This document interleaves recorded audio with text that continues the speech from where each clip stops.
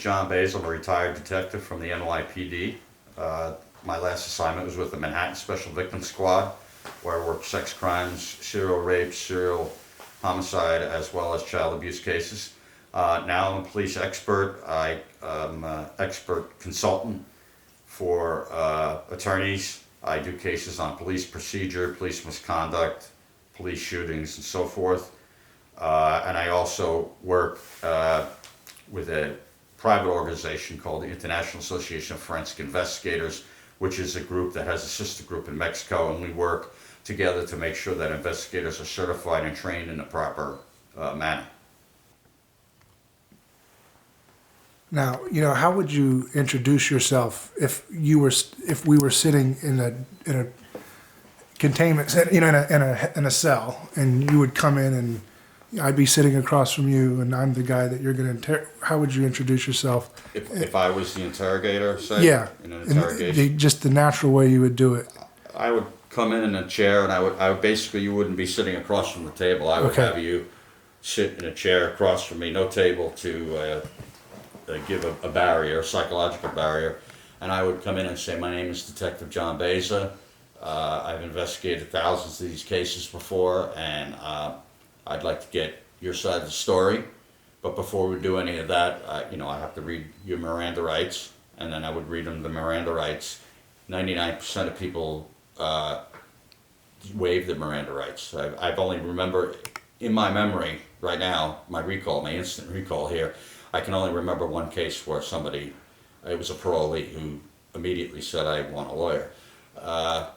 But I didn't have many cases where people did not waive their Miranda warnings. Right. And then I would start by questioning them and talking to them about their life, about their interests and so forth, kind of gaining rapport. And then I would go into talk about the situation and the complaint that was made against them, and then ask them for their side of the story. Once they told their side of the story, I would then ask them in what I call a frame-by-frame analysis type of interview. I would ask them frame by frame exactly what they were doing, what they did throughout the day, up until say the crime occurred, to see how consistent the story is, see if there are any inconsistencies, because if there's any break in the logic of the consistency, it has to be addressed. It's a red flag. So that's basically what I would do. And I would never raise my voice. I'd always be very calm. I would always be very friendly. And I would always try to find something that I had in common with the person, whether they be a hardened criminal, a hardcore criminal for many years, or whether they just be somebody who maybe this is the first time they've been involved with the criminal justice system.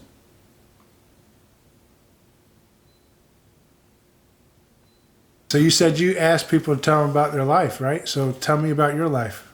Well, I'll tell you about my life. As a youngster, I always wanted to be a police officer. My father is a retired lieutenant from the New York City Fire Department. My uncle was a New York City police officer for 3 years, and he became a firefighter for the New York City Fire Department, and he's a retired battalion chief. Both my grandfathers were New York City police officers. One was a New York City police lieutenant, and my godfather was a New York City firefighter. So I wanted to become a policeman. From my reading, I wanted to be a policeman. I wanted the tradition of my family. I wanted to follow that tradition. I had no intentions of thinking, oh, I'm going to have a gun and we call a shield, some people call a badge. I'm going to have a gun and a shield, and I'm going to be this powerful guy. It was more of a family tradition type thing that I wanted to carry on, because I could have gone to many departments, but I chose the New York City Police Department, which at the time wasn't the highest paying, but I chose it. And I went in a class of about 1,000. But prior to that, this is something that many people don't know about me. Prior to that, after graduation from high school, I knew that I needed a job. And I knew that the New York State Department of Corrections correction officer job, which it works in the major maximum security prisons in New York as a correction officer, that job counted towards your pension up front in the police department. So they hired at 18 years of age. So at 18 years of age, I was just 4 months, I think, over my 18th birthday. I became a correction officer with the New York State Department of Corrections. I went through the academy, and I worked at the Sing Sing maximum security prison. Some people have heard of it. It's when the term up the river comes from that, because it's up the Hudson River. It's about 20 minutes north of the Bronx. And I worked there for about 2.5 years, working in maximum security and medium security prison. And with very, it was a baptism by fire, I must say, because as a correctional officer, you don't carry a gun, you carry a nightstick, and that's it. And all I dealt with was hardened, hardcore criminals, and we're talking about violent felons and murderers and so forth. So you were 18 years old. I was 18 years old and scared. So frame by frame, tell me what it's like walking in the first day on the job. You're 18 years old and you're going into the maximum security prison the first time you got to go in there. The first day ever that I went in there, I was scared out of my wits. I drove in, it was still dark, it was early in the morning. I drove in and I looked up and I saw this wall 50 feet high. It seemed like it was 100 feet high to me, and guard towers up on top of the wall, an old-time prison, which Sing Sing is. And when I went in, into the prison, there was no electronic gates there. They took the key, they opened a big door, and they slammed that gate behind you. And I shuddered inside when they slammed that gate, because I knew, hey, this is the real deal. I'm inside this jail now. And it was very, very intimidating, extremely intimidating. More so than even becoming a police officer and walking the streets, walking the beat as a police officer. When I walked the tiers as a correction officer, it was very, very stressful. I came to terms with that after a couple of months of learning, because with the turnover rate we had there, I became a guy who was considered a senior guy with only 5-6 months on the job, because there was a lot of turnover. A lot of people left there because Sing Sing was a very dangerous place at the time. And I was scared. I was scared every time I walked in there. And I'm not ashamed to say that. Even when I walked in there after I had time on and I knew what I had to do, I was still scared. I recently interviewed a prison guard, and he told me something to the effect of, we provide as much security as we can. We do everything we can, but there's not enough staff to cover every situation, given the amount of people that they had to monitor and protect. And he said, at the end of the day, the prisoners do run the society in there. Because there's simply one guard for whatever, I don't know how many, he said, you just can't get to every spot on the block that they were trying to watch. Was that the same for you? Did you feel that way, as if? Yes, I felt exactly the same. I felt that the prisoners did run the jail. And in fact, there was a riot just prior to my arrival there. There was a riot where the prisoners did severely hurt some correction officers, and also took over the jail. And actually, some of them protected officers, and they used that in negotiations with the warden to get other benefits, after the riot ended. They knew what they were doing. But no, yeah, I was typically in charge of a tier. There would be, just imagine a big, giant concrete building, and inside it, cages 5 stories high, and I would have one of these tiers, one of the floors, and you would have 187 cells total, and you would be in charge. You'd have a key. There were no electronic doors in. You'd have a key, and each cell, you were responsible for 187 inmates, and they were hardcore violent inmates, and you were assigned to them. So, and also these tiers are very long, so I wore out a couple pairs of shoes while I was doing this job. Not only that, but that goes along with some of the fear that you have that any moment you could be taken over and hurt. So you really feel like, according to this other corrections officer, that he said that it's almost as if what the law is trying to prevent from happening in the big scale in society, the law of the jungle, is manifested inside that house. There's a law of the jungle for the persons in there, right? Oh, definitely. definitely there's a law of the jungle there, and the survival of the fittest and so forth. People would join with different gangs just to try to be safe and so forth. I've seen,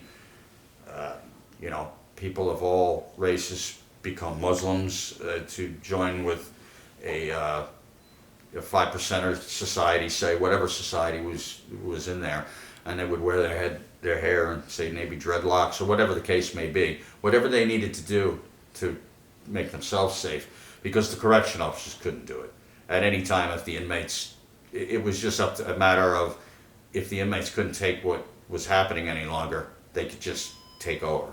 Yeah. Now, were there any persons in that Sing Sing that were in there for any type of victimless crimes, or were they all violent crimes at that point? When I was the cell blocks that I worked in, I would say they were all violent crimes with victims, but there were certainly some. I would have to say there were certainly some we had another portion of Sing Sing. We had inmates who had victimless crimes, drug dealers and so forth, drug users, stuff like that, who had, been convicted of victimless crimes. So it depended on what block you were in, but the majority of the inmates in the system, I believe, I don't know if it was the majority, but there was a high percentage that were victimless, that had committed victimless crimes. It just happened to be that Sing Sing was a place where, at the time, the very worst were kept. And what time period? We're talking about 1984, probably January, when I was there, about January 84 to January of 87. You're talking about some of the worst violent offenders there. But, I've been out at other facilities as well, where you have non-violent offenders in the same situation, and yes, it is the same thing. It's the survival of the fittest. I'm thinking of that 1980s, what is it, the 80s song, Welcome to the Jungle? Yes. Did you put that on in the radio when you went to work? I listened to it a couple times, and kind of thought about it several times, not only when I was a correction officer, but when I was a police officer as well, and a detective. Yeah. Yes. So what's the probability that if whatever got you in there and you wanted to change your ways, what's the probability that you could survive that atmosphere without threatening violence or being ready or having to do violence at some point? Could you survive with it? I don't think that if it were, from my viewpoint, no. I think that you would have to threaten violence, or you would have to act maybe in a violent manner, or as if you were violent yourself, to try to keep violence away from you. Kind of a dog-eat-dog world, and I can't see it. I couldn't see myself going in there, certainly, and protecting myself without having to prove yourself or whatever. I think that's how it is, and that's the culture of prison. It's a catch-22 then, so you got to behave to a certain point so you're not thrown away forever if you want to have freedom. But if you behave, you're going to be like living hell while you're there. Yeah. I asked another corrections officer. He was in a facility in Missouri, and he had non-violent people in there with violence and violent people too. And I said, so if a raw milk Amish farmer was imprisoned because he resisted the regulations for his transactions, and he is a man of peace, he said, oh well, we'd put him in the hole. And that was a place kind of separate. But I said, would he be truly separate? He's like, no, he would have to interact at some point with others that were violent in those areas, in those blocks. And so I said, so if you're a raw milk Amish farmer and you're a man of peace, what's that situation for you like, if you're in that situation? That situation is horrific, and I wouldn't even want to think about it, but I know that is a fact. In our day and age, that somebody like that can be put in prison, has been put in prison for such a thing. And a man of peace like that is just by luck alone you have to hope for the best of luck that you don't, you're not attacked by somebody, because you're talking about people in there. Some people are psychopaths, some people are psychopathic, and they have problems with their, mental health issues. you have no idea, especially if you're in what they call the hole or the box, where you're in a place of solitary confinement, but you are also not solitary all the time. Sometimes you're with other inmates who are in that same position, and that solitary confinement is used basically for problem inmates, and basically those are inmates who commit violent acts against the officers or other inmates. So that's very, very difficult. Right. And he said that it would put the like judges and officials in a separate hole too, right? Away from the population. They do that, and I've worked in some of those units where there have been police officers, correction officers who have been arrested for crimes and placed into special custody, because as soon as the inmate finds out, or inmates find out, that they were police officers or former correction officers, there will be violence visited upon them. But you cannot guarantee that that won't happen. Yeah, you just can't. No. So what's the probability? I mean, I know these are just ballparks, but what's the probability that someone who's a target, like a public official or former law enforcement officer or judge, is going to have to face a violent situation? I think there's a high probability. Yeah. Yeah, I would definitely think that there's a high probability. You always have to be looking behind your back, and whether it be the man of peace, or somebody else in a situation that maybe they're put in that confinement, or just generally classified into a general population that mixes, like you said, inmates who are violent and have victims, and also those who have victimless crimes, or charged with victimless crimes. That's a problem, because you're mixing these people together, and it becomes, again, survival of the fittest, and they're going to get things stolen from them. They're going to get commissary stolen from them. They could face severe injury. All these things are a problem with the jails, and there's certainly, they call you correction officers, they call it correction facilities, but they don't correct anything. They don't rehabilitate. There are very few, jails in this prison industrial complex that we have that actually rehabilitate offenders. So there's hundreds of thousands of laws criminalizing all kinds of nonviolent behavior. When what I mean by that is just there's no victim. No one has been, you haven't harmed a child, you haven't stolen anything, you haven't defrauded, and you haven't physically assaulted, or attempts thereof of any of those things. Is that how, let's go a step back. How would you define that? Would you define that the same way, or do you have a definition? I would define it pretty much the same way. A victimless crime is any crime where you really don't have the victim. And as a police officer, you have a victimless crime when you put in for the victim on an arrest report, PSNY, people of the state of New York. Now, of course, I worked in New York, but I would put in there PSNY, and that means you don't have a victim. So in your drug arrests and your drug, situations, you would have PSNY, and people of the state of New York. Or in the case of when, I did undercover work, you would have somebody's name there. They were charged, but they were charged with making an exchange of a substance that, I now feel was just should really be just a legal exchange. I don't feel it should be criminalized at all. When you were in those prisons, how long were you in there again? About 2.5 years. 2.5 years. Yeah. Did you do the night shift, or what was there? I did mostly the day shift. Sometimes I do overtime on the night shift. And the interesting thing I'd like to point out as well, while I was in prison, there were many, many inmates who would abuse drugs. Drugs were rampant within the prisons, and they still are. They're rampant in the local jails here, and they still are. They always will be. And that is a combination of not just correction officers bringing it in for inmates, but inmates bringing it in, or visitors bringing it in. You do not stop. It just shows you that even prisons, you can't keep the drugs out of prisons. I mean, we've found plenty of drugs in prisons. In fact, in Sing Sing, a 25 caliber pistol was found in somebody's cell at one point. Wow. Did they find out how that happened? No, well, if they did, I don't know exactly how it happened, but I know about it, and it was a very dangerous situation. But you're not going to keep out these things, especially drugs. You're not going to keep them out of jails. Wow. And that is hard for people to grasp because they think that that's the way it can be solved here in society, is to have laws and, to police these things, and that will be an effective curb.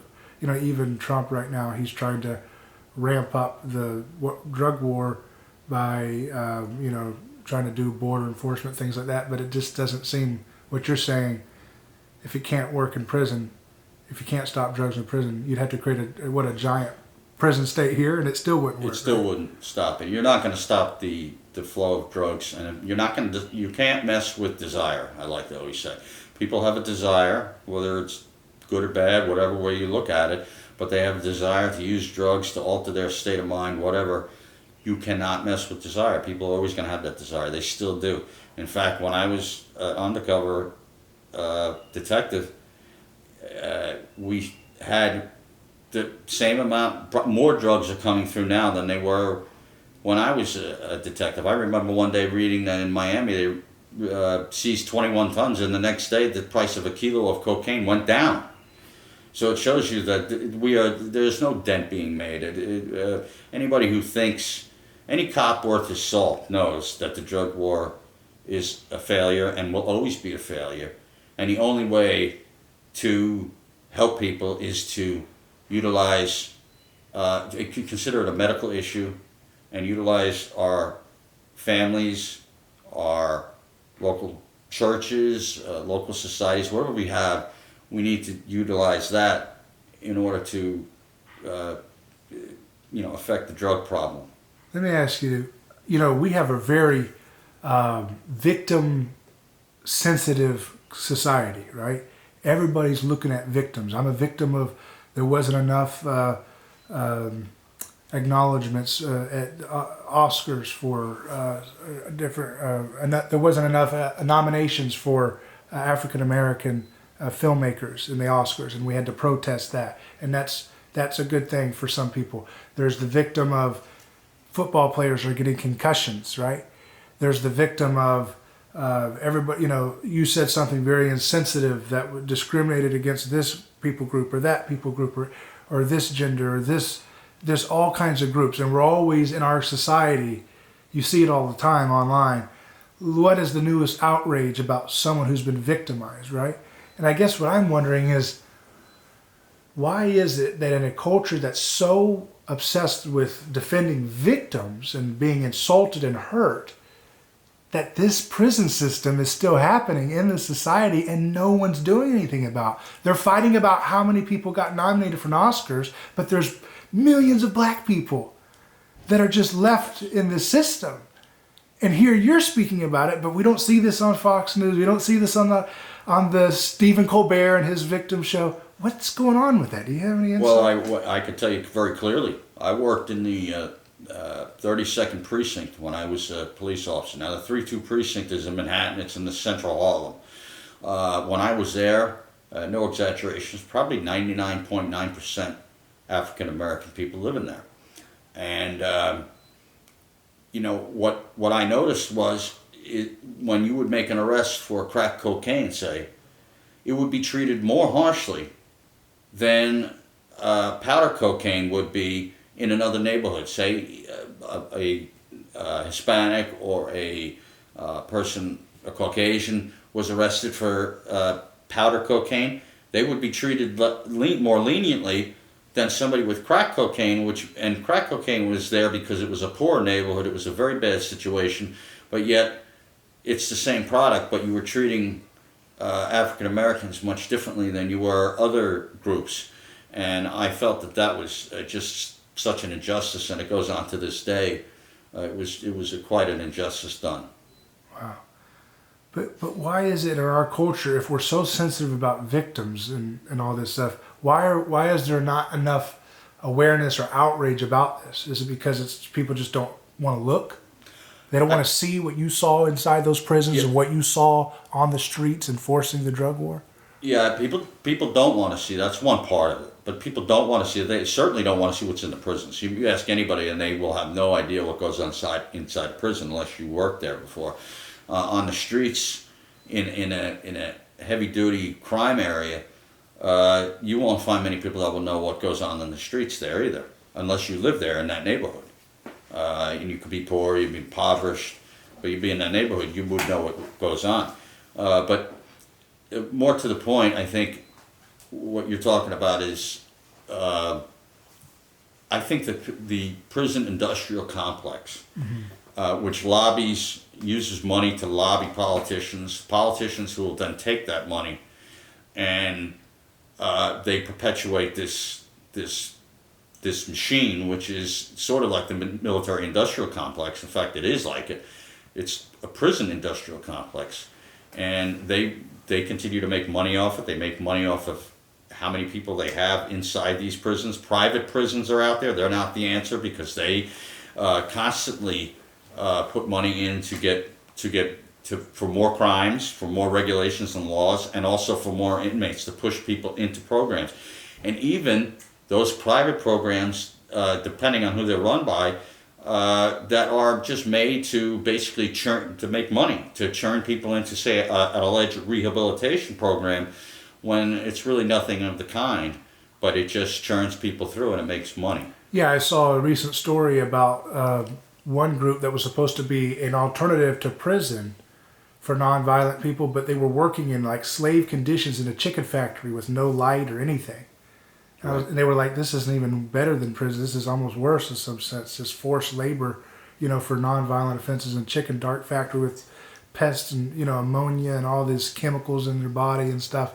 And, don't hear anything about it. That's supposed to be a good story when you hear it was like a faith-based alternative to going to prison. And it was just it was just making tons of money. It was a Christian owning a chicken factory, and he's making money off of these laborers for nonviolent offenses. Right, and it's sick, isn't it? It is sickening. It is sickening, and what it is, everything boils. I kind of try to.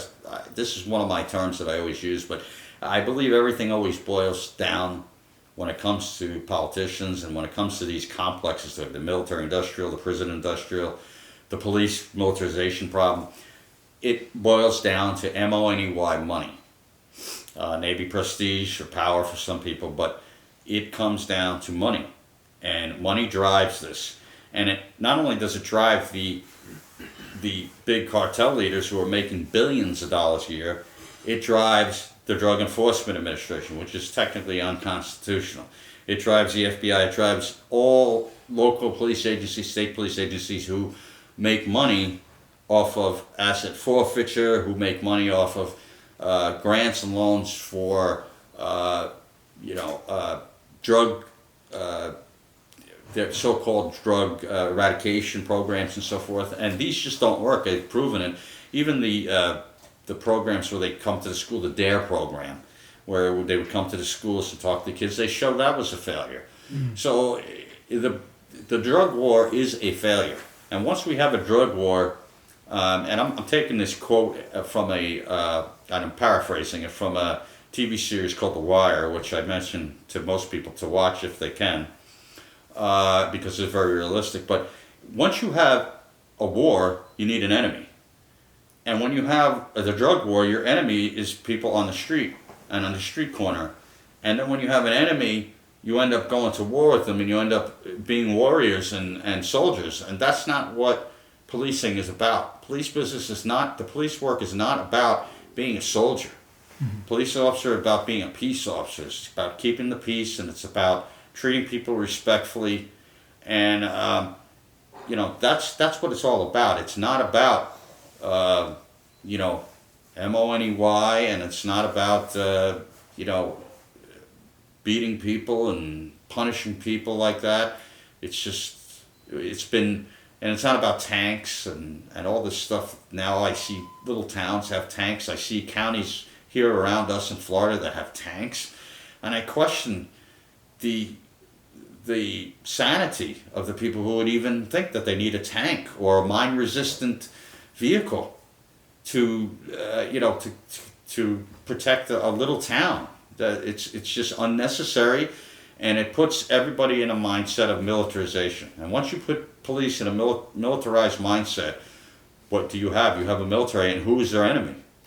The citizens. become their enemy. Do you think that that kind of aggressive, violent tanks in little small towns, do you think that kind of thing, do you think that agitates and makes the culture that it's supposed to be ruling over and protecting even more violent, almost like a mirror? Like if these are supposed to be our leaders and our protectors and they're gearing up so hyper violently with tanks and everything, do you think that has an effect of intensifying the, aggressive tendencies of the population as a whole? Yes, yes, I do. I agree with that, and I agree with it. Well, even the population itself, it affects. But I think the police culture itself, once you introduce that into your police culture, you become soldiers. When I was a policeman, I used to wear uniform pants. Now they wear these tactical pants with the pockets and everything. I would get away with I would get rid of all that stuff. You don't need to. You're not a soldier. You're not an army. If you want to be in the army, go in the army, but not in the police department. You're police officers, and you're not there to be carrying up. Recently, in a shooting, Lamar Smith was killed by a police officer. I think his name was Shockley or Shockey. And this police officer came out. It happened to be a victimless crime. It happened to be a heroin sale. He pulled up behind the guy. The guy backed up to get out.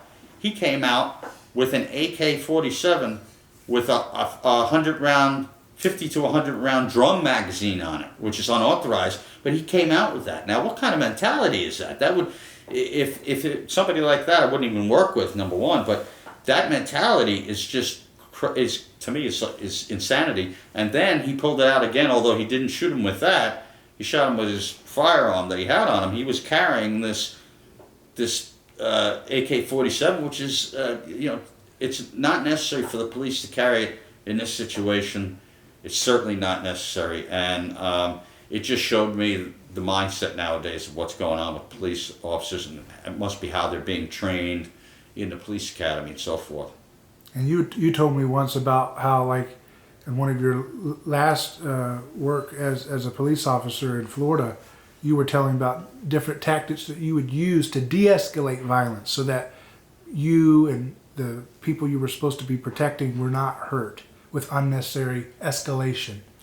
Yes. So that's a totally different approach. My approach was to be, when I worked in Florida for 3 years as a deputy, my approach was to be a libertarian police or deputy sheriff. And I did that very well while making arrests for violent victim crimes. Not victimless crimes, but victim crimes. I never made drug arrests, not one. But I was number 2 in arrests in the area where I worked. The number 1 guy was a DWI officer. I was number 2. But all my arrests, none of them were victimless. I never made a victimless arrest while I was there. Now again, this is while I'm a libertarian deputy. And pretty much everybody left me alone because I made my arrests. But I also would like to, my goal was to de-escalate situations. And in one case, we had a woman who needed to be brought to a mental facility. And she had a breakdown, and she was refusing to go with the police. I pulled up with my training officer. I was just a trainee, but he knew I had been a cop, and he said, go out there and talk to her, because he knew that I could talk to people. And I just got that from being a New York City police detective. And when I went out, I saw that they had the taser lined up on her, and they were going to taser her and so forth, and she was crying quite a bit. And I went up to her, and I knelt down next to her, and I said, listen, I said, these hillbillies here, I kind of, I had to use some acting here, but I called the other cops hillbillies. I said, I'm from New York, these hillbillies here are not going to hurt you. Let me just talk to you for a second. I said, I know you need to get into the car. I know they want to tase you with this thing. I'm not going to let them do that. But I told them, I said, I told her, I said, let me just ask you a question. Let me just talk to you about personally. I said, did you ever watch Gilligan's Island? And she said, yeah, I've seen Gilligan's Island, the show. And I said, well, did you ever notice how the professor, he could make a phonograph, a record player out of a coconut, but he couldn't fix a frickin' hole in the boat? And she just started laughing uproariously, really. It wasn't that funny a joke, but she thought it was. And it calmed her down, and I said, do you think you can get in there? They have to put the cuffs on you, but we'll get you in the car. And the next thing you know, she got in the car and she was taken off. It just takes a little bit sometimes. It's humor. It depends on the situation. I would always try to de-escalate situations. We had one where I knew the person from a prior experience, and he had a chair in his hand. He was threatening that he was going to kill himself, but he didn't want the deputies, to take him to the psych ward. But what I told him was, I said, listen, how about we make a compromise? How about I get rid of all these other guys? I'll follow you in my car. You go with your mom in her car, and I'll follow you to the hospital. Make sure you go where you need to go, and we'll do it like that. So we did it like that, and I had supervisors there and so forth. Well, it worked out. He went, and he didn't have to hit anybody with a chair or anything like that. Well, later on, one of the corporals wanted to put me in for a commendation for that, and one of the sergeants told him no because he didn't follow procedure. He was supposed to handcuff him. So it didn't bother me. I had been a cop for a long time. I don't need a commendation. I had plenty of commendation. I didn't need another commendation. But these are the types. Those are two examples I can give you. Then I use many other examples. I use many other tactics as well to de-escalate things. Did you ever write anything down about de-escalating tactics, or like a handbook, or is it more just informal, intuitive? Well, I'll tell you what, it was something I learned over the years, because in the beginning, when I first started as a patrolman, I didn't know exactly how to speak to people. Even from having my experience in Sing Sing, I never really got the grasp until I was a veteran cop. I started realizing how I should speak to people, because sometimes there have been times where I might have been verbally abusive to people. Yes. Have I ever been physically abusive to anybody? No. Not when it wasn't necessary force. But that bothered me, and what I did was I took a course on verbal judo. It sounds funny. People think it's funny, but it's actually very serious, and it's actually very good. And I took an instructor's course on that after my police career, before I came down to Florida. And it helped me a great deal with learning how to deal with people. And I've always kept up on that. I've read a lot of books on how to deal with people and how to talk to people without escalating the situation, and it worked for me. I guess I was lucky. It was very successful. So that you can use the power of words to save lives from that, in a lot of different ways if you just... I always felt that way, and I knew that there came a point in my career as a police officer where I had the ability, or the lawful ability to shoot somebody. And I'm bringing it to the far end of it. And at the time, I'll give you the example. Is that okay if I talk about this for a second? Fine. When I was a police officer in the 3-2 precinct in Harlem, we had a call of a gun run, a man with a gun. I don't know if he was robbing somebody or something, and it was years ago. When we approached the situation, I saw the guy, he had the gun out. I went to chase him, and my partner went a different way. And I chased him through these back alleys in Harlem. Now, the back alleys in Harlem are not just flat back alleys. They're filled with garbage. I mean, 2-3 feet high. Baby diapers, dirt, everything dirty. So I was chasing this gentleman, if I could call him that at the time. I was chasing this gentleman. I fell several times. I needed some stitches in my leg at the end. But we fell a couple times. I chased him. And finally, I chased him into an area where it was... an alleyway that was the end. It was a dead end. And he turned around and he raised his pistol at me. It was a .25 automatic. And at that point, I had my gun out, but I had dove to seek cover behind, I don't remember if it was a heating product or air conditioning system or something. I know I remember going to seek cover. When I got up with my gun pointed at him and I looked, I saw that he was having trouble with his firearm. So I knew that something had gone wrong. At that point, could I have shot him? Well, there's no cameras around, there's nothing around. The guy did point the gun at me. Maybe I could have shot him, but you know what? In my head, I knew this is not right. I'm not shooting this guy. So I told him eventually, I yelled out, put the gun down. I raced up to him, grabbed the gun, arrested him. Turns out I didn't have handcuffs because back then we were very busy and I gave my handcuffs to somebody else. So I had to have him at gunpoint face down and on the radio and asking people to follow the dogs barking, because I didn't know exactly where I was because I went behind a maze of alleyways. Finally, 2 housing police officers found me and we were able to take it in. It turned out that he did fire the weapon at me. He admitted it to detectives and there was a dimple on the primer of the bullet, which meant that the firing pin struck the bullet, but the bullet didn't take off. But it was later found to be operable. It was operable. So I was maybe spared my life at that time. Wow. But I knew at that time that I wasn't this person to go. And when I saw him with that jam, could I have shot him and nothing happened? Yeah, but no, that wasn't how I am. That's not how I was raised. My father raised me better than that, even in that situation. So that's the extreme situation. I never wanted to get to that point again. I did, though, later in my career as an undercover. I did get to a point where I was almost killed. In fact, 4 times in my career as a police officer, I was nearly killed. And every day I went into work as a police officer, was I scared? Yes, I was scared, especially where I worked. I worked in the worst precinct, most dangerous precinct per capita in the city. I worked as an undercover, which is the most dangerous unit in the city. And, those types of jobs affect somebody. It scares you. This was during the height of the 80s crack epidemic in New York City, right? Yes, it was. Yeah. This was during the height of the 80s crack epidemic and the height of New York's murder epidemic, where it went up to, I think, 2,400 homicides. Now it's down to about 300 homicides. So I was working in a precinct that had 1 square mile. That's all it covered. And it had about 70 homicides a year in that 1 square mile. Wow. So imagine the violence that every day, not only that the police officers, but I look back and I think too, the citizens that were there, that had to cage themselves in, that had to lock themselves in and never won't go out. Wow. So very dangerous job, and it made me give me a different perspective on things. In that video clip that I saw from the 90s, I think it was the New York News clip of you as a detective with your partner. Yes.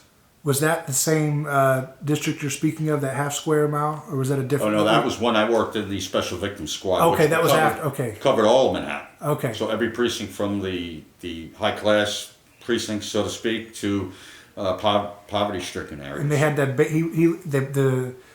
The sketch of that guy was the creepiest thing. I mean, he had a baby face and he had the long hair. Did you guys ever catch him? Did you ever find him? Actually, I had a hood on. Yeah. That was okay. a hood. Oh, that was a hood. Okay. Yeah, it was a hood, and no, he was never caught. His DNA has been indicted. It's the first time in New York history that DNA has been indicted. So what is it? How does that? Because there was a statute of limitations of 7 years on sex crimes in New York City. Now there isn't, but there was at the time. So in order for that to stop that rolling, we had to make an indictment. We had to give an indictment. So Wisconsin did it first in the United States, and we did it second. We indicted his DNA as a profile of him to stop the clock, so that he wouldn't just, if we eventually found, which he hasn't been yet, but he had 16 victims across through the 90s that we worked on very, very hard. And to this day, it's a case that haunts me. I think about every day. I think about the victims every day. Those victims, I knew all my victims very well, and they're all here in my heart. They're with me every day. And I think about them. Those who we've captured the bad guys, and sometimes we haven't, unfortunately. And in this case, we didn't. And, I always, like I say, it haunts me, and I do think about it, almost every day. Was he a serial killer, or did he have was he a sociopath or like a premeditated? I'm no psychiatrist, but I would say he was a psychopath, and according to the profile that we had on him, not only us but the FBI and some other profiles, he was a psychopath. But that psychopath is different from psychotic. Psychotic has somebody who's a break with reality, whatever. This guy knew what he was doing. He wasn't insane, so to speak. But he fit in very well, well-spoken, fit in with the environment, and at gunpoint, the thing is, with his baby face and all, at gunpoint, raped and hurt some of the victims. We're talking about 16 victims over a period of maybe 10 years or less. And this was an individual that we put manpower, over 50 to 100 detectives at times on, and we just didn't catch him. It haunts me to this day. And those victims, they mean everything to me, and they still do. And I still hope that justice is served somehow for them. It's a testament to the the gravity and the effect that those cases have on you. You know, that to this day, it you could viscerally see the pain that it caused, and to see those people not have, you know, a reckoning with justice with this person. And that's what justice is all about to me. Justice is all about giving a voice and giving some solace for safety and a sense of not closure, but something that they can hang their hat on and say, this is justice has been done. This person has had a reckoning. I agree with that, and I think that the victims needed that. I also agree with you. It's very tough to say closure because nobody really ever gets full closure. But with the victims, what we tried to do, and I tried to do all my victims, is to involve them more in the case, in sometimes driving them around to see if they saw this person on the street, so that they felt that they were somehow involved in and seeing that we were out there and seeing that we cared about them, which I did. I cared about all my victims, no matter from the poorest victim to the richest victim. I cared about them all equally, but I would always try to make them part of the case, and so at least they had a little bit of feeling that they were doing something. And sometimes you would catch the guy, and that victim would thank you profusely. But in these cases, the victims actually thanked us, but I didn't feel it was necessary because we didn't really catch the guy, the real offender. Not just somebody, but the real offender. So these things do haunt you, And that's a sacrifice, to that I think we have to honor. I know, in the circles that I travel, it can be popular to sometimes castigate the police, but there are real warriors out there, like what you've described with your situation, who really do care. And they really are saving lives, and they really are putting their life and their heart and everything into it. And we have to humanize these people and love them as we would love ourselves. And we can't lose sight of the humanity of the officers who are really doing justice in this system. As broken as it is, and as noisy and convoluted as it is with all these bad laws and unnecessary systems that we've got in place, through all that noise, there's still those good detectives out there that are being the people who are doing the hard work, the thankless task that no one sees, to get the job done, to stop these acts of evil. I couldn't have said it better myself. I agree with you. There are detectives out there, and the sad thing is that the way the system is set up, because we have, for example, let me tell you, the Special Victims Squad in Manhattan had, at the time I was there, about 22 detectives handling over 4,000 cases a year. And then, at the same time, the Narcotics Division for just Manhattan North, not even Manhattan South, would have over 300 detectives working. And I would have a caseload sitting on my desk, this high, 30, 60 cases, and of women and children severely injured or abused or sexually assaulted, and sometimes even homicides. I worked on sexual homicides as well. And just the help was not there. We needed to focus on crimes that had a victim, not victimless crimes, where we had 300 detectives chasing their tail, doing nothing that was really going to make any difference at all. We needed them in our units where we had real victims. You're talking about children that you see face to face. And yes, so what happens with our system is that these detectives get lost in the shuffle. I mean, I know we have TV shows and so forth about them, but they do get lost in the shuffle because of the other militarized type of police that we have out there. But we have to remember that there are detectives out there that are really working very hard for their victims. It's just the system really needs to be changed in a huge way. So in my work, I'm always talking about scapegoating, the social mechanism of scapegoating, of unfairly singling out a common enemy and saying, you're the problem, we're putting all of our accusations onto your back, and you're the one that's going to take the fall. And I think we, whether we're in the liberty movement or any of the different groups that want to make a change in society, we have to be careful that we don't scapegoat the police. We can't blanket, we can't be group think ourselves, right? Well, everybody is a cop. They're all, oh sure, there's and some people even do good, they'll do lip service. Well, sure, there's a few good ones, but I don't trust them. But it's like, wait, there are real people solving real things that you would never want to look at yourself. You would never want to go in that garage or that bedroom. And thank God you don't have to, because they did. And we have to keep that in sight. It's like a paradox, right? There's all these unjust things happening in the system, but yet here are these warriors out there thanklessly doing it, and they're seeing horrors that they have to live with in their heart, right? And carry with them,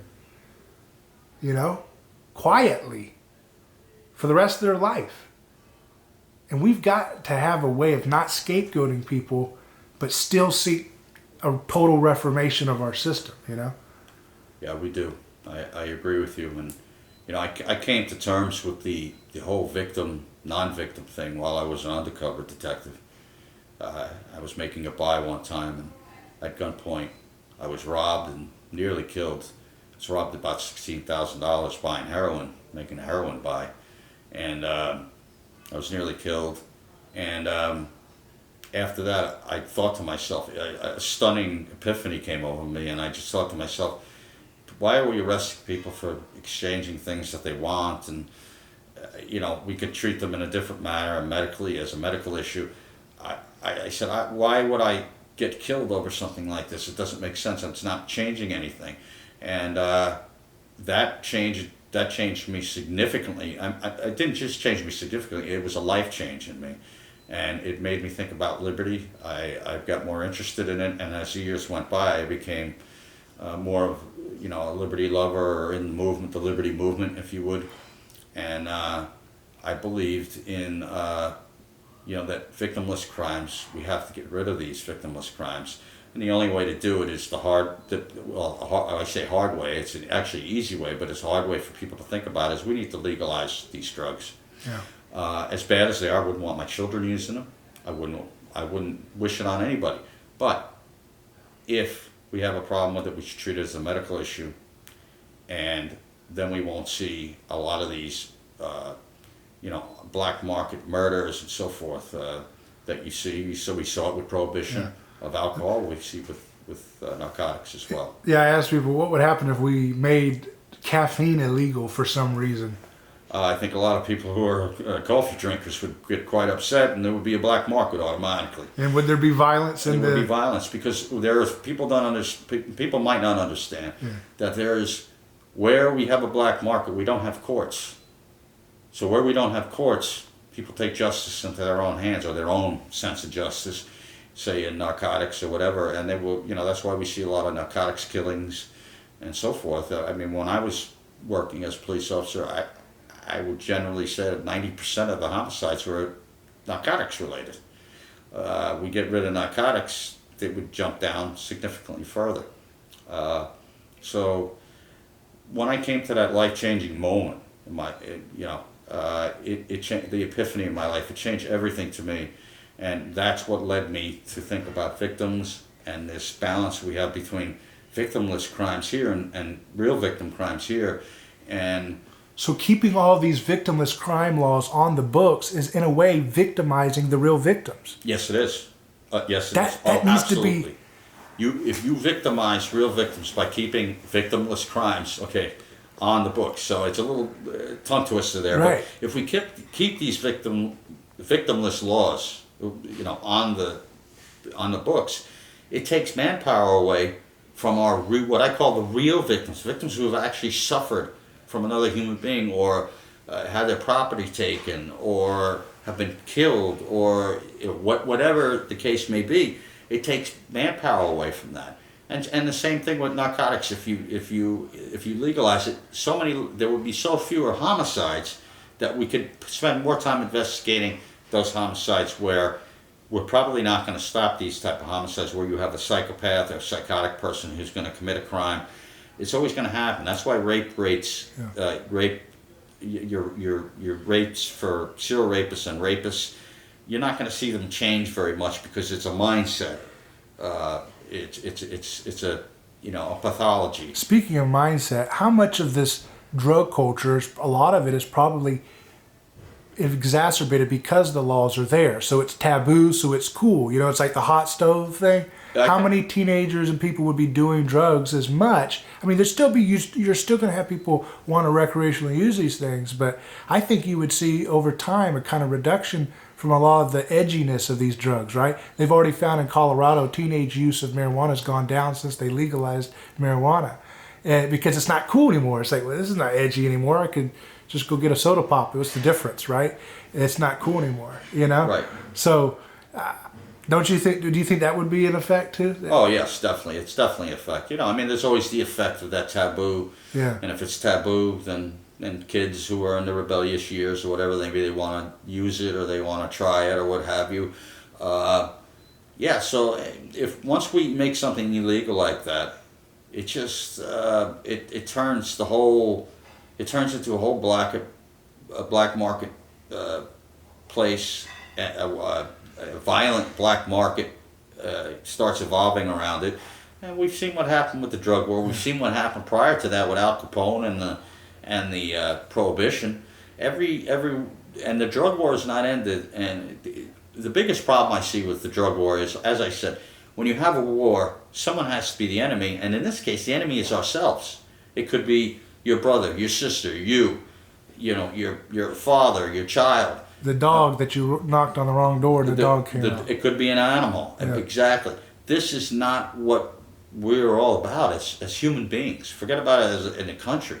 As human beings, we're not about this. We're about helping our fellow human beings, and that's what we do. Mm-hmm. And when we come together, you see these natural disasters and so forth. People come together. I think people give more money than the government gives in aid, I believe. Yeah. And I've actually been to Haiti during the earthquake, and I volunteered down there, and I saw how private people could get more done than governments did. Wow. And I'm very. It was a very eye-opening experience to see that. And your message, though, is bigger than just the drug war, because you're saying all victimless crimes, no violence for non-violent people, and so non-violent action, don't make a law for it. Right. So that means you don't send armed agents to get somebody to change their broken taillight. You don't send armed agents to get them to, get caught up on their child support payments, right? You don't send armed agents because he's selling unlicensed cigarettes. But even like unlicensed, you have to have a license to have a hair salon nowadays, right? So that's forced by violence, right? Because if you're cutting hair long enough, who's coming? Right. Someone like the border you. Police. Yeah. And if you don't think they have police, I mean, look, NASA has a SWAT team. Yeah. NASA, the astronaut, the agency that has the astronauts. That's if you look for ET, they come after you. Yeah, I mean, it's amazing to me.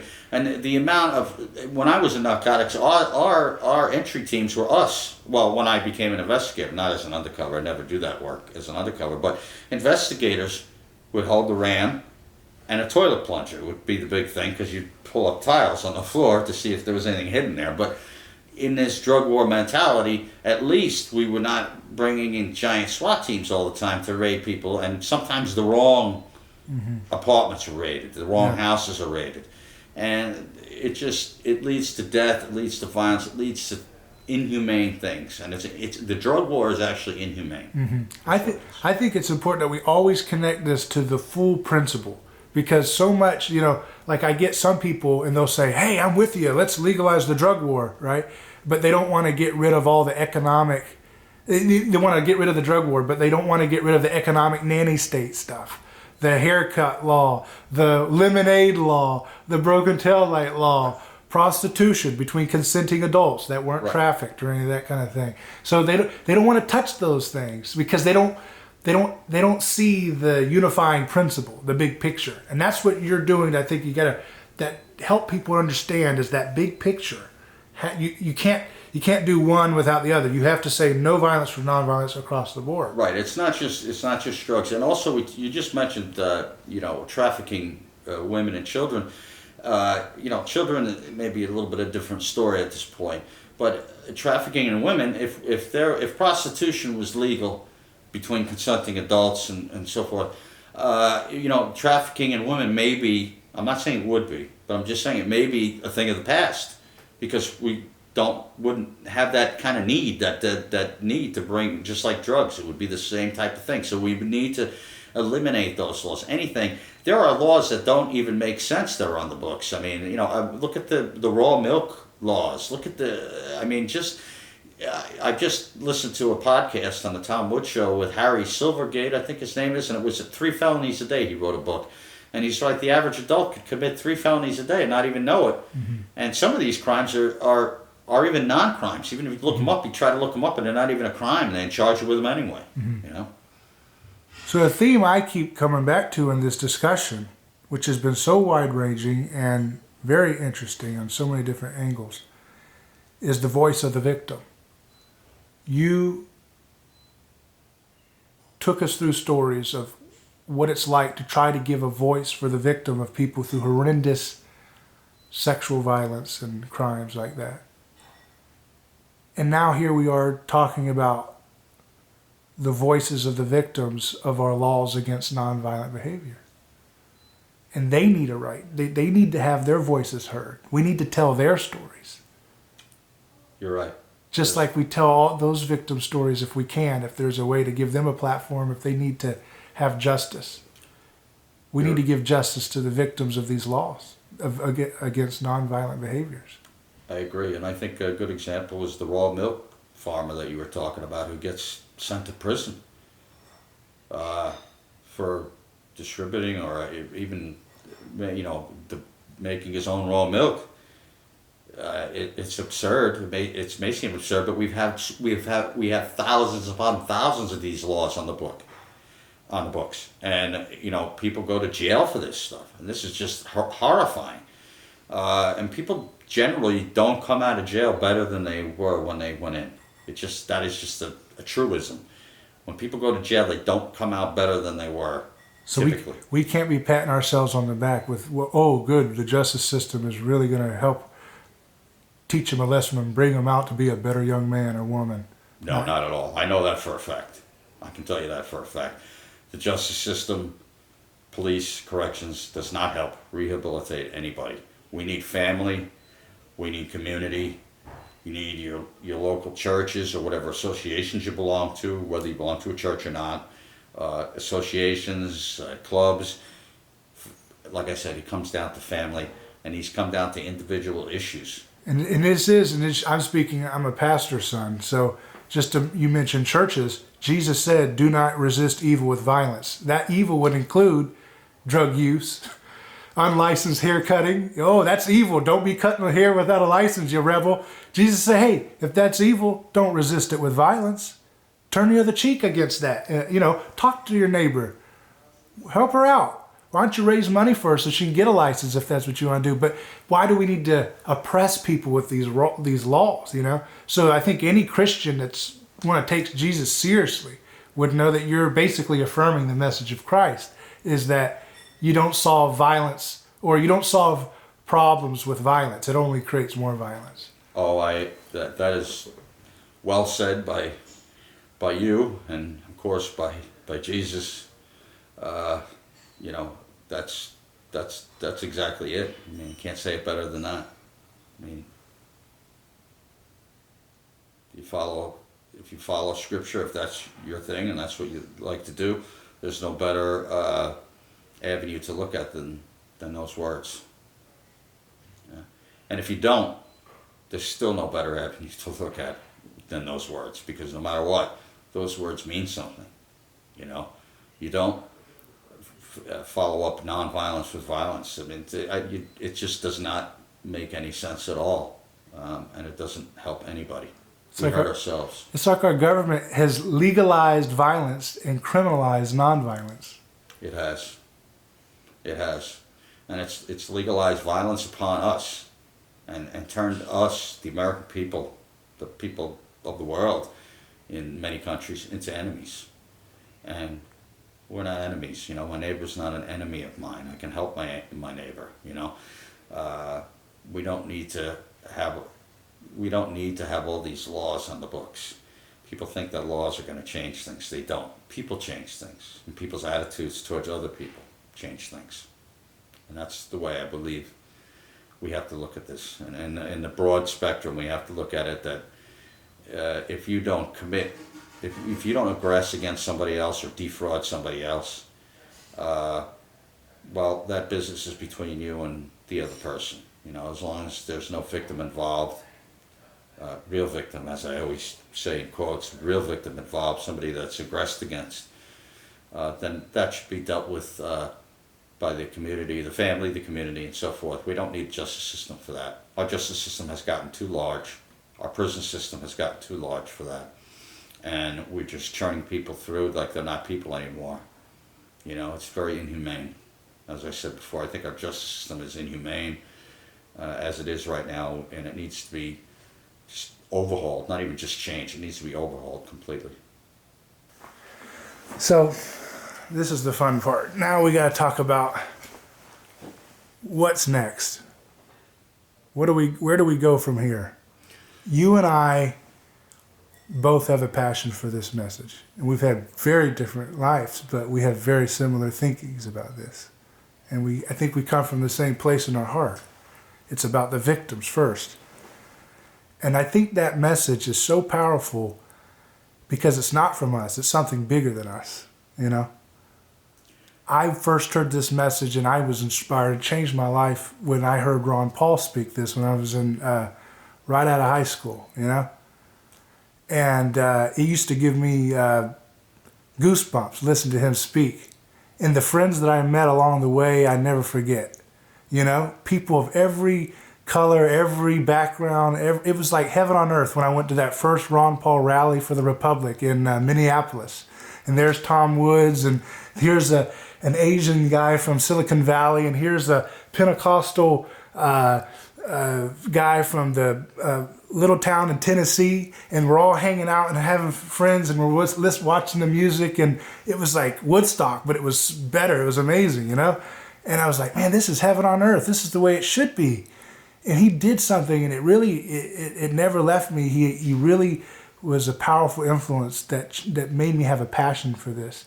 And my dad also, as a pastor, started this concern for victims in my heart.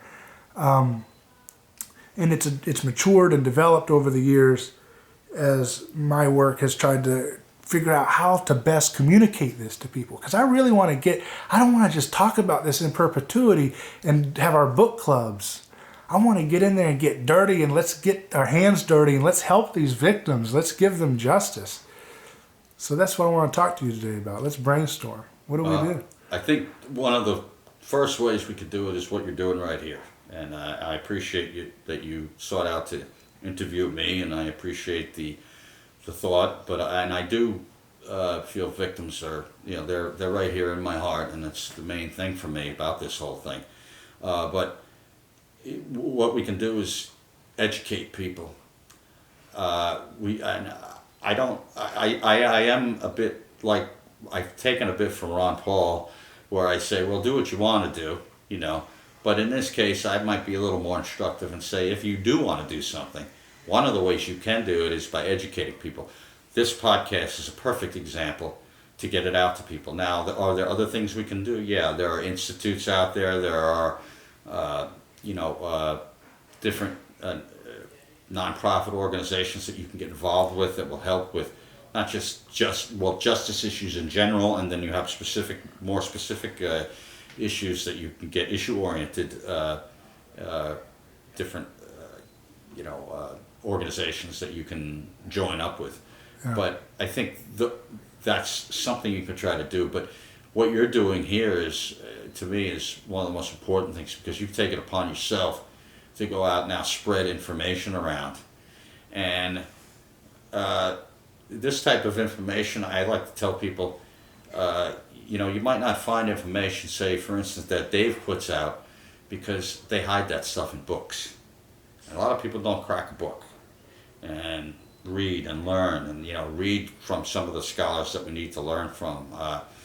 You were talking before about somebody, Rene Girard, somebody who I just recently looked up. But how about even the modern day scouts? How about Ron Paul, like you said? How about Tom Woods? How about Hans Hermann Hoppe? You know, we talk about Murray Rothbard, people like that, even Lou Rockwell. We go to these people, Dave Gornoski, for instance.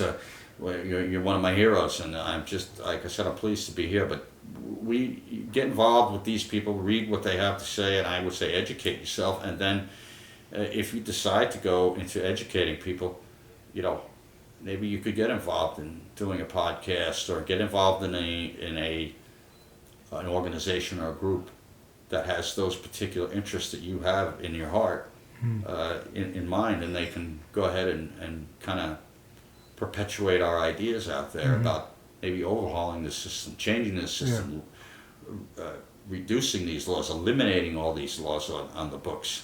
I tell you what, one of my missions is with this project. It's to go and find the people, the family members of people who were locked up in cages or are still locked up in cages. And I want to interview the family members. I want to show the faces of the children of these forgotten human beings in our society. These people who are locked away, mother's gone for 20 years because she counted the money for her brother's drug stuff. And she's now in 10 years or so. And I want to interview these people, I want to tell their story, because I think the most powerful thing is to let the victim speak. Because when the victim speaks, the myth that keeps them hidden dies. You can't go back. You can't put the cat back. You can't put the cat back in the bag. It's out, Yeah, I agree with that 100%. I mean, when the victim has a voice, even during one of the, I don't know if I sent you this one video, but there's one video I was on, America's Most Wanted. It used to be a show with John Walsh. Now it's called The Hunted or something. But I did the case where we talked about this rape case that was unsolved, and we put it on there 3 times, which is unusual because usually they want somebody with a picture, but this time we only had a sketch. But they allowed the victims to speak with their faces blacked out. Yeah, I saw that. Yeah. And that allowed them to have a voice, and it was a shockingly, if you watch it, it'll be on YouTube. You can look it up. Detectives Baeza and Savino, America's Most Wanted. But if you watch it, you watch these victims. It's heartbreaking to see and to feel their emotions and what they feel. But you're right. It gives them. It didn't give them a face in this case because they're blacked out.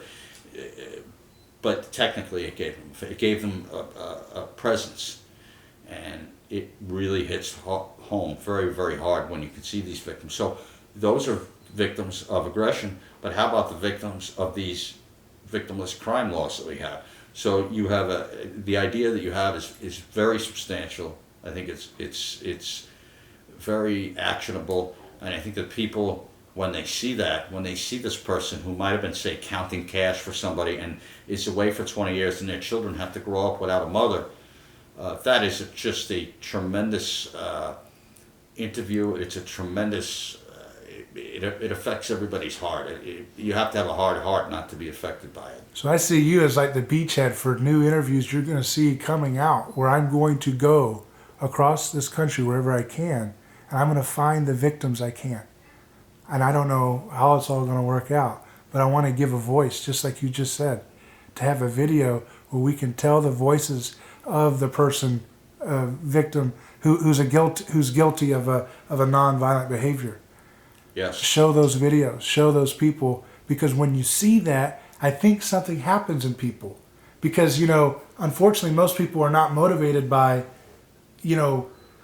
John Locke and Jefferson and the intellectual economic stuff that you and I like. They're going to be moved by stories. And if they see a story, it's like, ooh, it hits them in the heart. And it's like, wow, I kept hearing it in an abstract thing, but now I see a face on it. And I see that little girl crying because raw milk farmers thrown in a salt cage.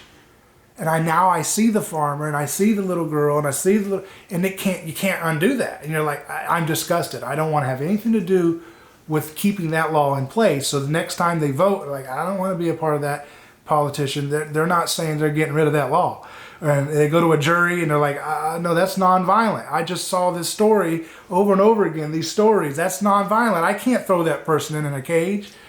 So if we tell those stories enough, I think maybe we can make an impact. Maybe we can do exactly what you were doing with those victims on that video. Well, I think you can. I think if you show these victims, you can make that impact. Because an example, sort of an example I want to bring up is I had the tape about Waco.